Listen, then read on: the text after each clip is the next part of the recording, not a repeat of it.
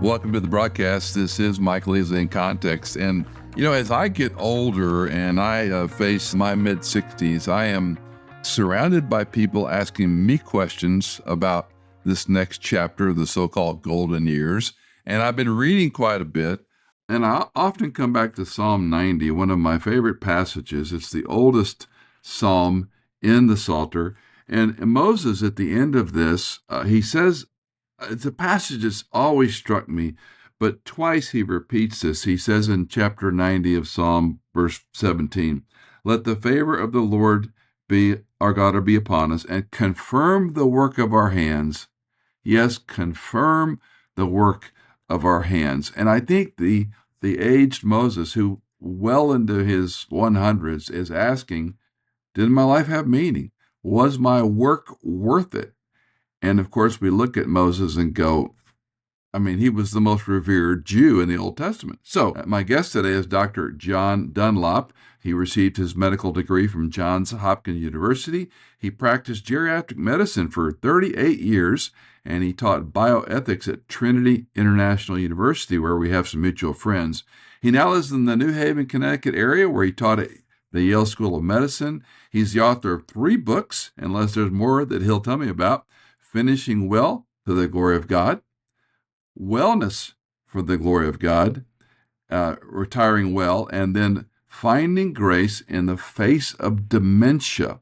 So for our younger audience, don't tune out, because these are very important issues that we're all going to be involved with and facing probably a lot sooner than maybe we want to. But Dr. Dunlop, thank you so much for coming on the broadcast. It's a delight to meet you. It is my pleasure. Thank you. So let's talk first about your medical degree and how you ended up in gerontology. That was probably an unusual field choice 30-some years ago, correct? Well, it actually wasn't one.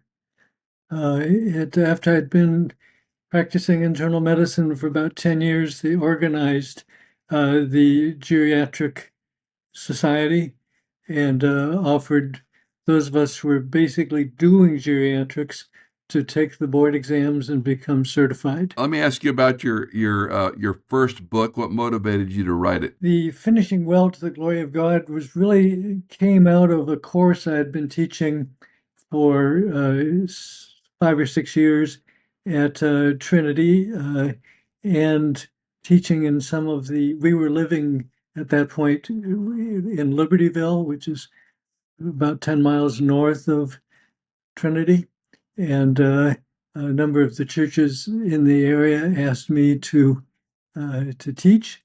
And one of the churches, one of the persons taking the course was Dr. Chick Sell, who was a Trinity professor. And he came up after one of the classes and he said, "John, you need to put this in writing. You need to publish this." And he said, "It's hard to get a book publishing contract, but I'll get you one. And you write the book and I'll see that it gets published." So we worked together, and what a wonderful experience that was. At the time, I'm presuming in that church you had maybe a larger senior population? We did. There were probably about 25 took that course. When you look back on beginning, I guess folks never anticipate this is going to become sort of my signature, if I will, but you went on to write 3 books in this whole area. So obviously you're learning from your patients, quote, students, quote, friends, and you're seeing more and more inquiries come in on, okay, how do we really do this? That's correct. And the challenge was that I was a terrible writer. Doctors don't know how to write. Well, and you can't read their handwriting. My dad always said the sign of intelligence was sloppy handwriting. Otherwise, doctors would write well. Let's begin at and by the way, as always, our show notes, we have a number of links to Dr. Dunlop's articles. Some of them are very accessible, very easy to read. Crossway Books does a really nice job of some of these shorter articles, segments from his books. But two or three things that most people are just not ready to face, Dr. Dunlop, when they're looking at their 60s and 70s and 80s? Most of us are so blessed in our lives that God has been so good to so many of his people that it's just hard to think about at some point leaving our lives, leaving our loved ones, leaving the things that we enjoy so much of God's blessing. And therefore, there's a real hesitancy for believers to face death. And, actually, it's not, I find being dead is not that hard. It's the process that scares me. So I suspect you've seen a lot of patients and friends pass away over the years. Tell us about those that don't face it well and those that face it well. Well, I will start with my favorite story of a man who did come to the end well. His family has given me permission to use his name, but he was Howard Hawkinson, known perhaps to some of our listeners as one of the founders of the Awana movement. Yeah. And there were three businessmen who founded Awana. And but Howard was my patient for a number of years. He had been through some tough times. He'd had cardiac bypass surgery on two occasions, and uh, his heart was getting weaker. And he came to the office one day with his daughter, and he said, Dr. John, we need to talk about what's coming because I'm starting to have more chest pain, and I know it isn't going to be long before the Lord calls me home. Hmm. It's a good thing to recognize. And he said, and I want you to know I've thought this through carefully with my family, and I do not want any aggressive medical care as I come to the end. So if I have another heart attack, I do not want to have another bypass. Okay, that makes it clear. Thank you, Howard. Um, and it was about a month later that I got a call one Sunday evening, and Howard was in the emergency room with severe chest pain. His blood pressure was dropping, and he was not doing well from a human point of view. And so I went down to the hospital. We chatted, and I said, "No, I remember our conversation, and I promise you, I will not do anything just to prolong your life. But I would like to do what I can to make you more comfortable." So he was okay with that. So we put him in the intensive care unit and put him on some meds. And over the night, he started to turn around. His chest pain went away. His breathing was better. And I went in to see him the next morning, and I said, gave him a good report. And I said, no, do you want me just to continue with what I'm doing? And he said, yep. So we did.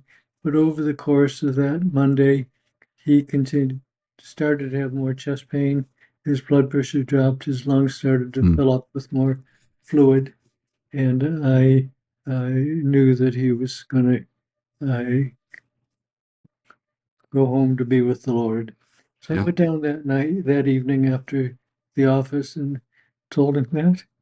And Howard was a very specific guy, and he took my hand and he said, well, John, I have three requests.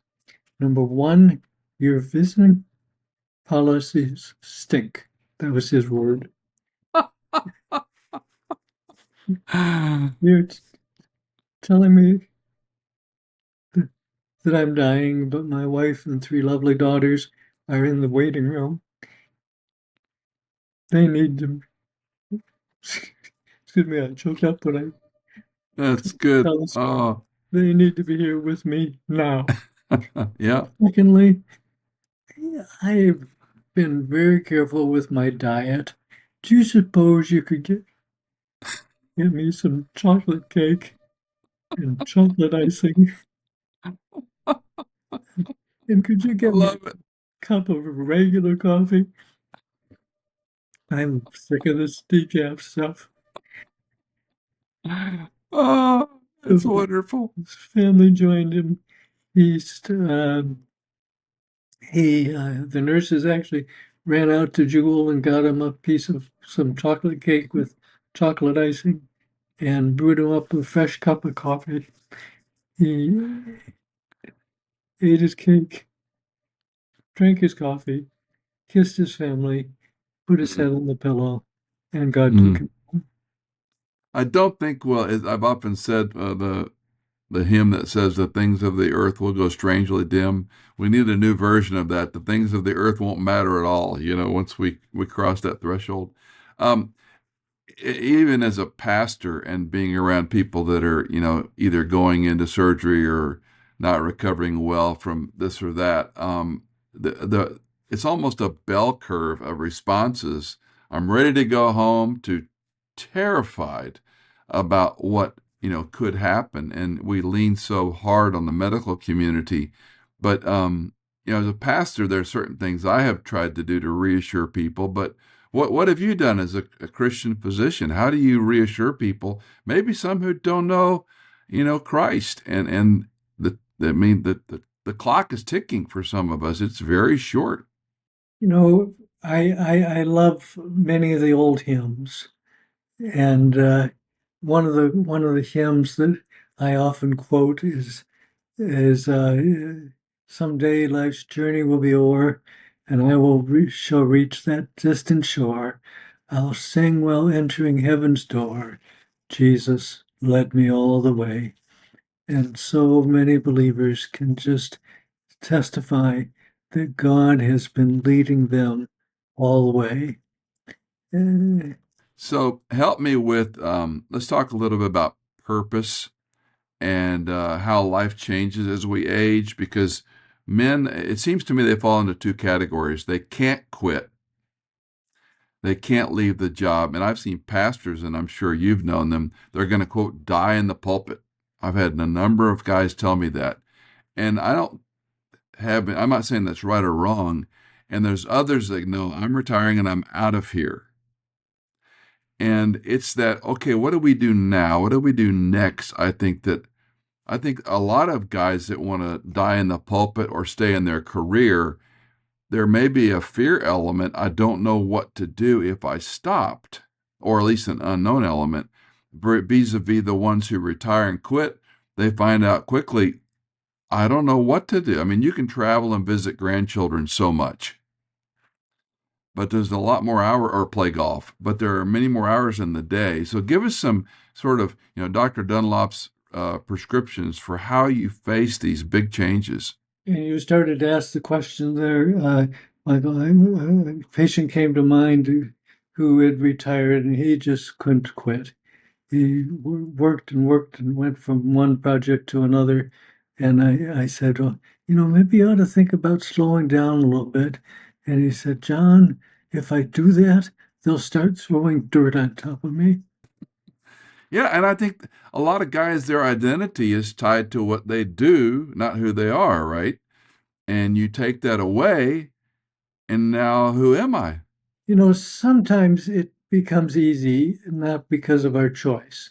But in my own situation, I retired and then soon thereafter developed a neurologic problem. Uh, and I'm just, that was 3 years ago, and I'm just much weaker. I mean, before I retired, I was running half marathons. Now I'm using a walker to get across the living room. And that's God's choice, that's God's plan. And my job is to accept it and not complain.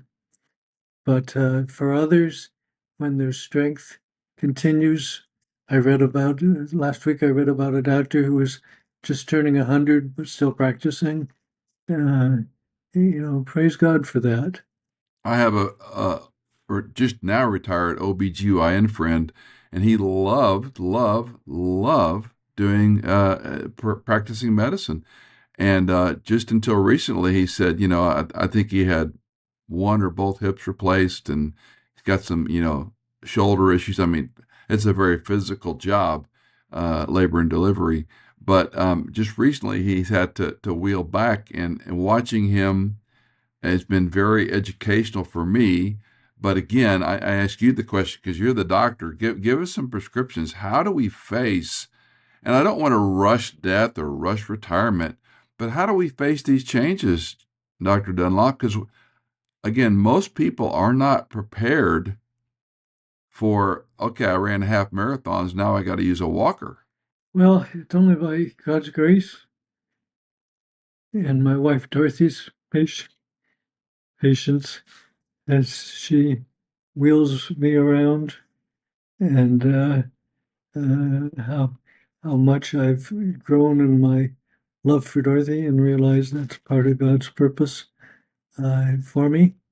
And uh, the other thing I think it's really critical for us to do as believers as we begin to think about retirement and coming to the end of our earthly lives is really carefully thinking through and defining what our priorities are.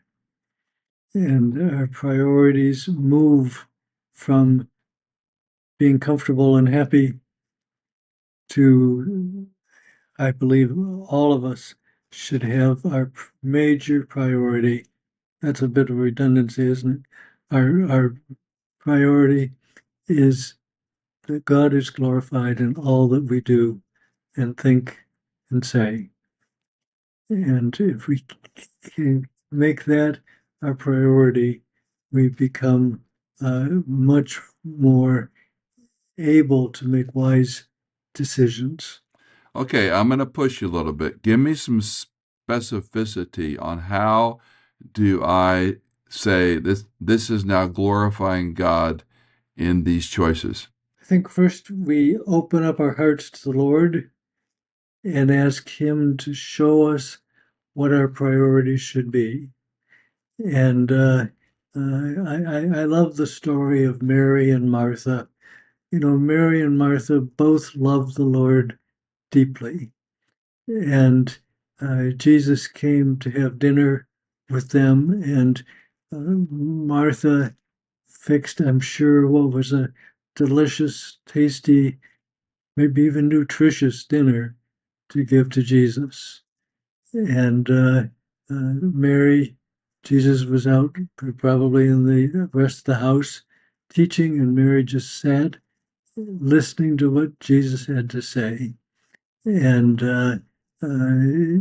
Martha then started to complain and says, "Look, Mary has left me to do all the work here." And Jesus' response was, "She has chosen to do what is best, to just enjoy and relish time with the Lord."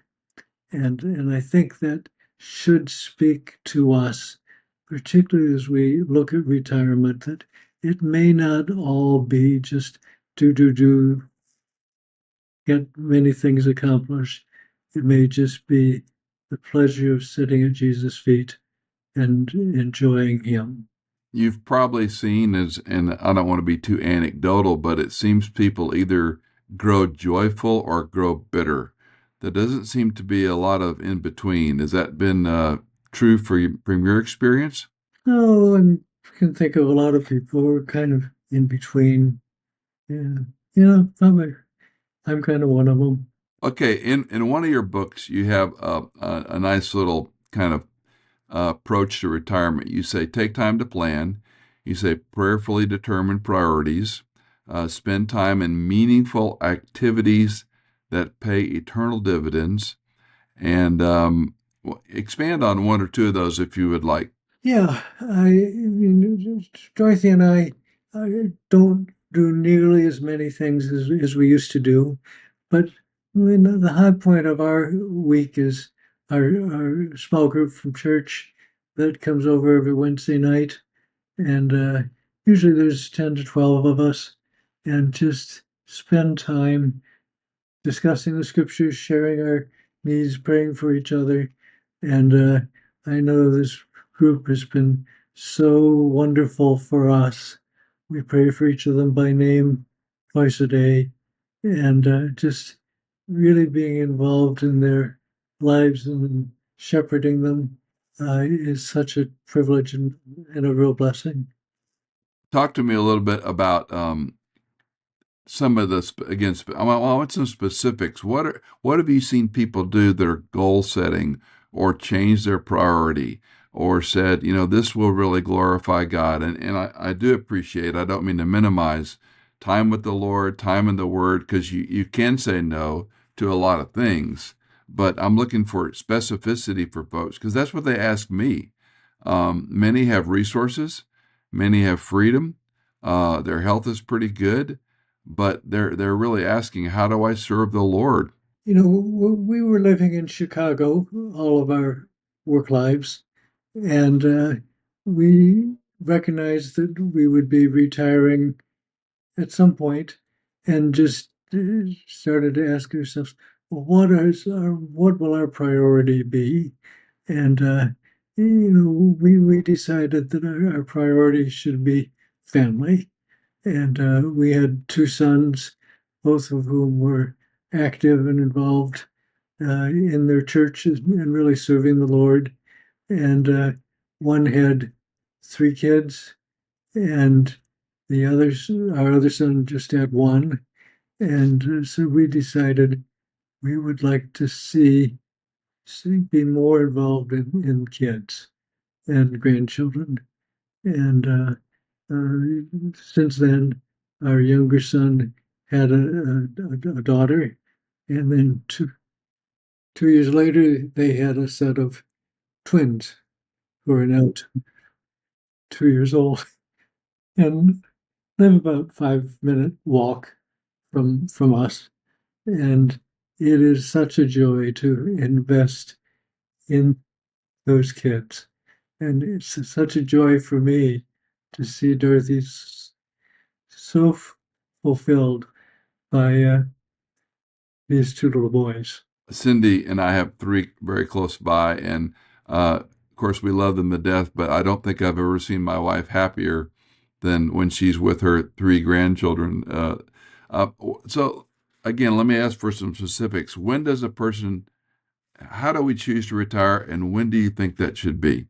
Well, that will vary all in all kinds of ways, but I think we need to start praying about retiring early, at least 10, 20 years before you anticipate it. Start thinking about what your priorities are, thinking about what your values are, and in what ways are you really going to glorify God.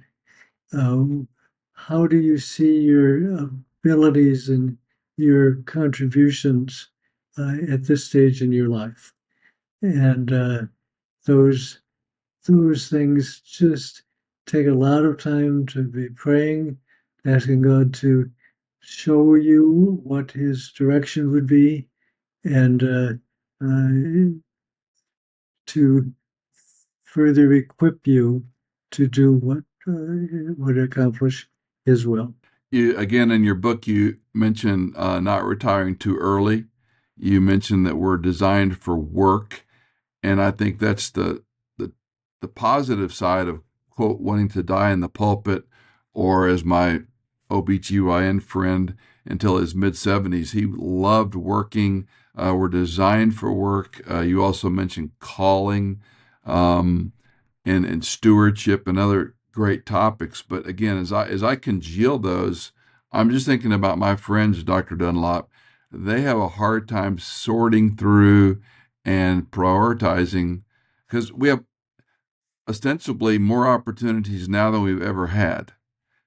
And that kind of cuts two ways because it's like it's information overload versus, there's too many, get involved in too many things and don't do them well. And again, I've watched many people like you have whether it's retiring early or on time or too late, they have a tougher time in those chapters than I think they thought. Yeah, I mean, you don't go to your Bibles and look up a verse and it tells you what to do. You just have to glean the major priorities, and then you have to match up the skills which God has given you, and as you said, being a good steward of the blessings He's put into your lives. You mentioned in one of your books about the danger of disappointment if we retire too late, and also you talk about addiction, which I found interesting. That work can be an addiction, but and I'm running in my mind going that can be displaced to another thing once I retire. I can get too addicted to fill in the blank, whether it's golf or fishing or money or maybe inappropriate things. I've never been a golfer.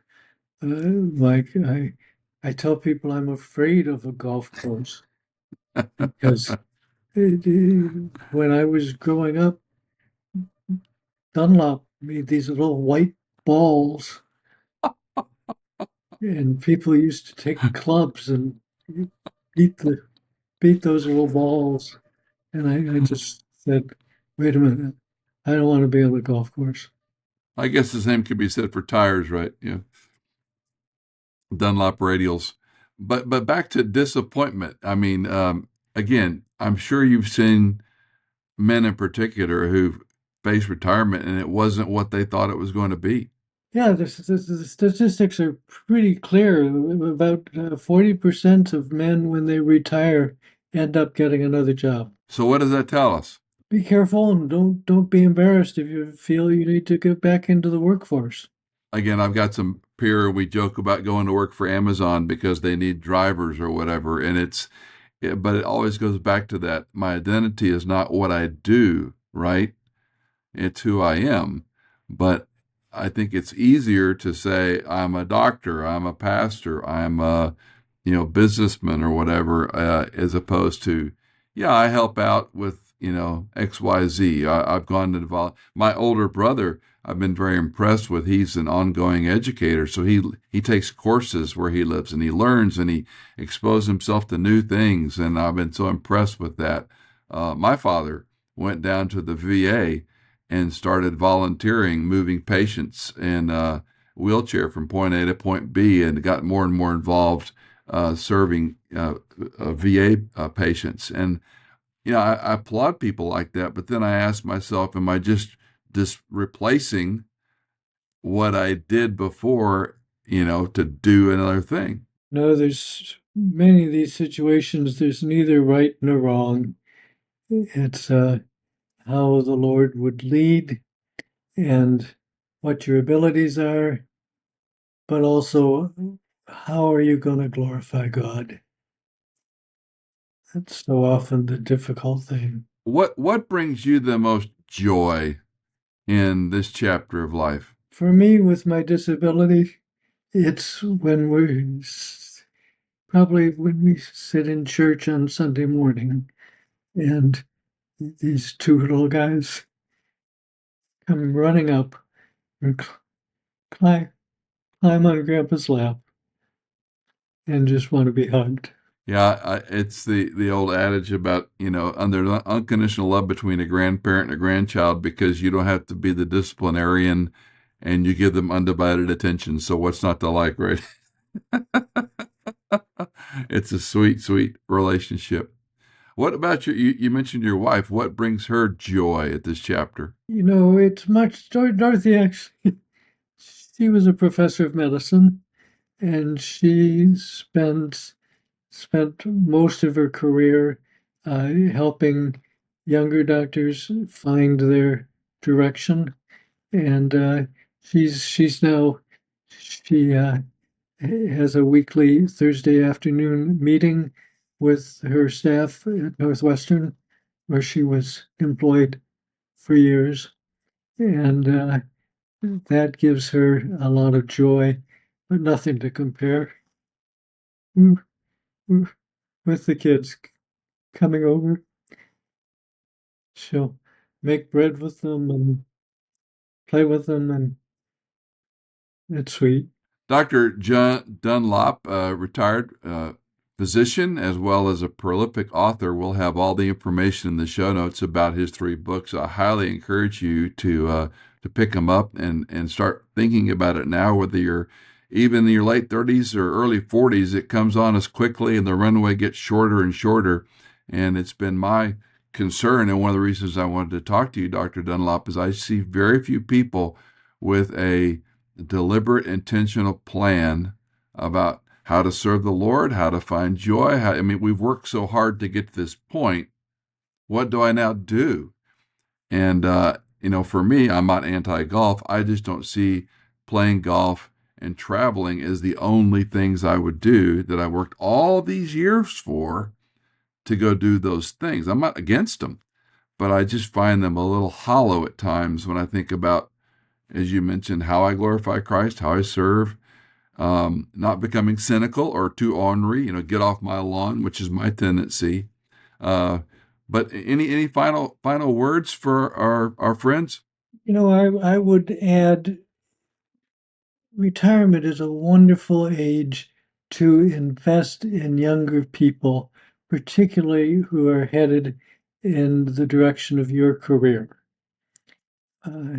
We were so impressed at church a couple of years ago. We were going to kind of the young people's church in Chicago.